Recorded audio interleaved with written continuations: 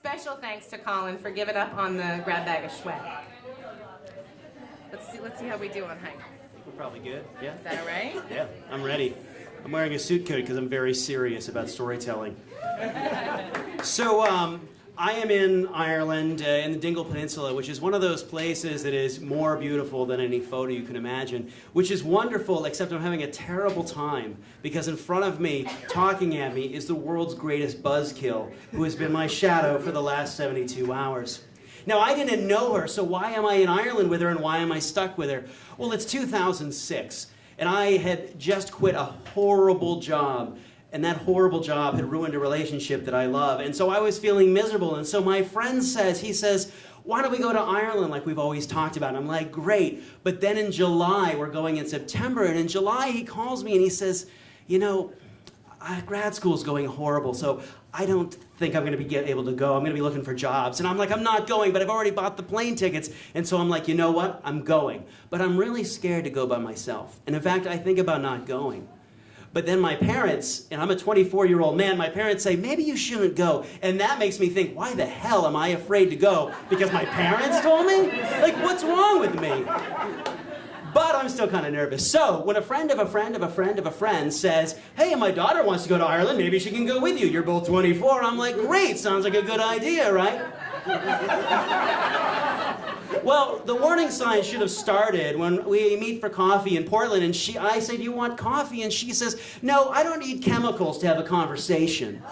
Then, at the airport, we're getting on the plane, and I take a couple of NyQuil because I want to sleep. It's a long flight, and I have a bit of a cold. And she goes, oh, I don't need chemicals to fly.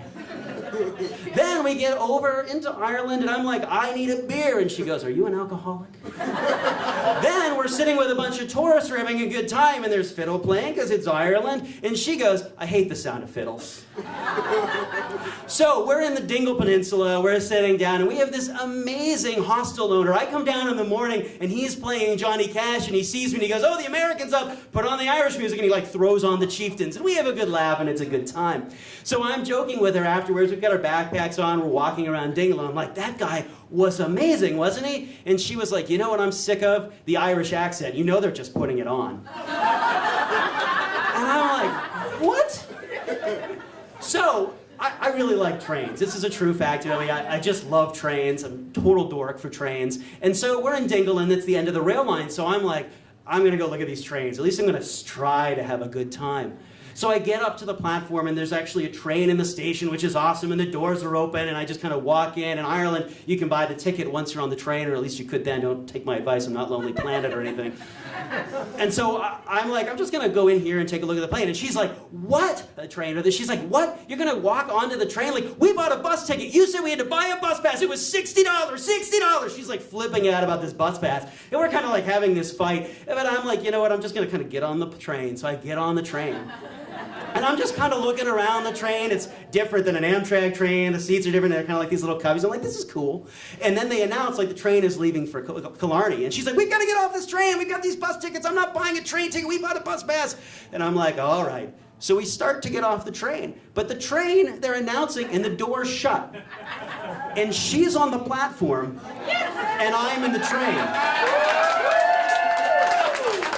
And she looks at me, and I look at her, and the train lurches forward, and she's on the platform, and she's like, and a conductor comes up, and he sees this happening, and he's like, oh, this happens. He sees my backpack. He's like, this happens with tourists. Like, I can stop the train.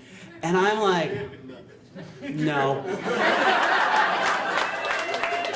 And we leave the station. And I have this amazing experience because I realize as I'm riding away in this train, I can do this. I don't need someone else. I don't need the world's greatest Buzzkill. I don't even need my best friend right now. I'm here to experience something. I can move on because I didn't know if I could, and I did it. And just so you know, she had a good time too. She met a lovely group of Mormons. They had a wonderful time together. They really did, this is true.